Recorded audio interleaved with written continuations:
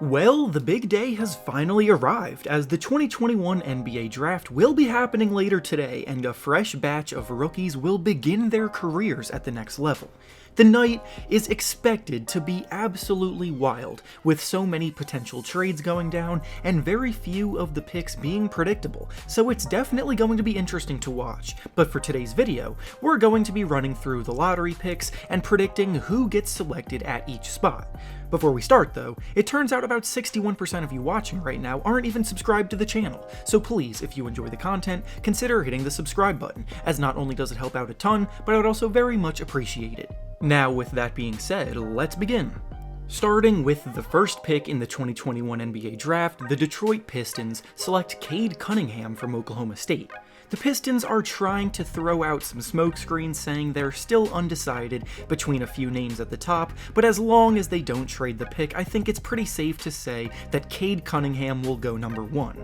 Cade has been the consensus number 1 prospect in the draft for pretty much the entirety of the season. He brings so much to the table on both ends of the floor, and he could genuinely be someone to build a contender around moving forward. He's a big-bodied point guard with terrific court vision and playmaking ability, and in college, he also showed that he was a far better scorer than advertised, so for the Pistons, they should not hesitate to make him their guy. Next up, with the second pick in the draft, the Houston Rockets select Jalen Green from G League Ignite. This year's draft class has a clear top 3 prospects, and after Cade comes off the board, the Rockets will have a difficult choice. Jalen Green and Evan Mobley are both so talented but bring such different things to the table, but everything I've seen has hinted that the Rockets like Green a bit more than Mobley, so that's who I think they'll ultimately go with. Green is a ridiculously explosive athlete and the most natural scorer in the draft class, and the potential of pairing him with a budding young promising creator like Kevin Porter Jr. on the Rockets would give them a sensational backcourt for the future.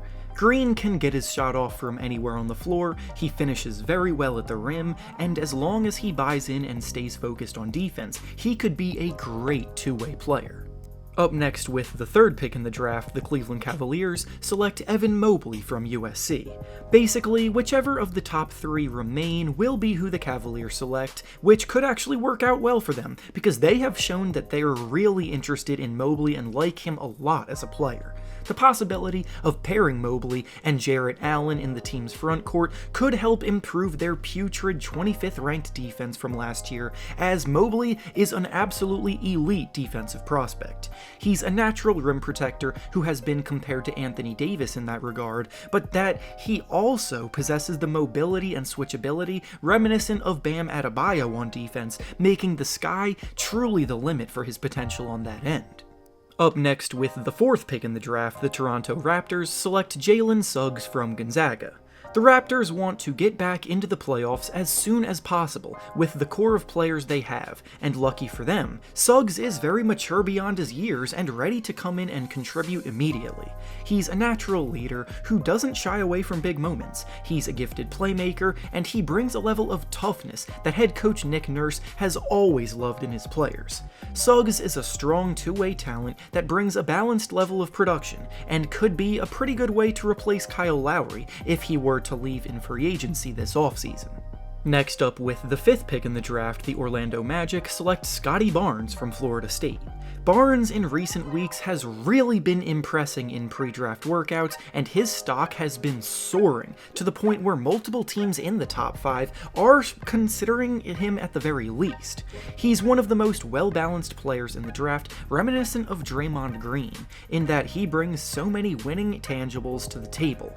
He's a phenomenal passer for a big man, he plays strong, versatile defense, he can handle the ball and create mismatches because of his ability to create in that regard, and his size and length will make him a menace on both ends of the floor. He definitely will need to improve his overall scoring ability, as his shot has not proven to be very effective in college and his mechanics aren't great, but he does so much else that winning teams will love him for. Up next with the 6th pick in the draft, the Oklahoma City Thunder select Jonathan Kuminga from G League Ignite. Kuminga is the biggest boom or bust prospect in the class, and while there was a time where teams seemed very intrigued with his boom potential, as the draft gets closer and closer, it's starting to seem more like teams are leaning towards being hesitant about the bust potential. He's incredibly raw right now as a player, and his struggles with decision-making and shooting efficiency will take time, but he's already built like someone who could dominate at the NBA level, and he's shown glimpses of natural dominance in the G League that could blossom even further down the road. Next up, with the 7th pick in the draft, the Golden State Warriors select James Bouknight from UConn. Now that Bouknight is healthy again, he seems to be back at the level that he was early on in the college season before injury hampered his play down the stretch, and as a result, he's been incredibly impressive in the eyes of scouts during his workouts with teams. Bouknight is one of the most gifted 3-level scorers in the draft who can heat up and get buckets in a hurry, and that's the kind of skill set that will always be highly valuable. The Warriors are a team looking to trade their pair of picks on draft night, but if they do keep them, then Bouknight would be a solid selection here. Next up, with the 8th pick in the draft, the Orlando Magic select Moses Moody from Arkansas. The Magic have 2 top 10 picks this year, and if the Magic have proven anything over the last few years with its draft history, it's that they're trying to build a team filled with defensive-minded players with long wingspans and versatile skill sets, and that is Moses Moody to a T. Moody is one of the best perimeter defenders in the draft this year, and while he does fit the bill of being 3-and-D, he can definitely create more on offense than the average 3-and-D player. He is a good spot-up shooter for sure, but he also averaged 17 points per game in college, and does well with the ball in his hands as well. Up next, with the 9th pick in the draft, the Sacramento Kings select Franz Wagner from Michigan. Wagner is the younger brother of NBA player Mo Wagner, and he's probably the better of the two. He's a savvy wing player that prides himself on his defensive work, being able to guard multiple positions well, and always being sure to be in the right place at the right time. He's not much of a shot creator regarding getting his own shot off the dribble, but he is a good shooter who could play more of a secondary role offensively, and he does all of the little things to help a team win that doesn't always get noticed. Next up, with the 10th pick in the draft, the Memphis Grizzlies select Josh Giddey from Australia. Giddey is arguably the best passer in the draft, and his size at 6'8" as a point guard is obviously incredibly intriguing. He became a triple-double machine late in the NBL season, and since then, he's become one of the hottest names in the draft. The Grizzlies just acquired this pick in a trade they made with the Pelicans, and Giddey is reportedly one of the names they're most interested in. Up next, with the 11th pick in the draft, the Charlotte Hornets select Kai Jones from Texas. Jones had a bit of an up-and-down year in college, but he's yet another example of how important the pre-draft process is, because he's reportedly been very impressive working out for teams as well. Jones is an explosive athlete at the center position who works well in the pick-and-roll as a rim runner who can finish high above the basket.